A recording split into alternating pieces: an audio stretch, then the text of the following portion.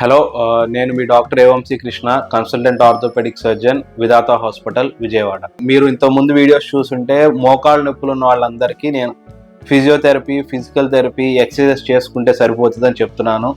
So అందరికీ వచ్చే doubt, exercises అంటున్నారు, అసలు ఏ ఎక్సర్సైజ్ బెస్ట్, మోకాళ్ళ నొప్పి ఉన్న వాళ్ళు బెస్ట్ ఎక్సర్సైజ్ ఏంటి అని అందరికీ డౌట్ రావచ్చండి. సో ఫస్ట్ థింగ్, పేషెంట్స్ ఎవరైతే మోకాళ్ళ నొప్పితో వచ్చారో వాళ్ళ పెయిన్ లెవెల్ బట్టి ఇనీషియల్ గా జస్ట్ నీ ఎక్స్టెన్షన్స్, ఫ్లెక్షన్స్ అంటే కూర్చొని కాలు జాపుకోవటం, మడత పెట్టడం, పడుకున్నప్పుడు SLRTs అంటామండి, స్ట్రైట్ లెగ్ రైజెస్ అని. పడుకున్నప్పుడు ఆ స్ట్రైట్ లెగ్ ని ఇలా పైకి లేపి ఒక 1 to 10 కౌంట్ చేసి కిందకి అంటాం. ఇనీషియల్ గా 10 to 15 days ఈ ఎక్సర్సైజ్ చెప్తామండి. తర్వాత ఈ 10-15 days కొంచెం పెయిన్ తగ్గిన తర్వాత one of the best exercise for నీ పెయిన్స్ ఉన్న వాళ్ళకే కాదు, నార్మల్ పాపులేషన్ కూడా ఎక్కడ నీ జాయింట్స్ మీద కానీ మన జాయింట్స్ మీద ఎక్కువ ప్రెషర్ పడకుండా ఉండాలి అంటే one of the best exercises cycling అండి.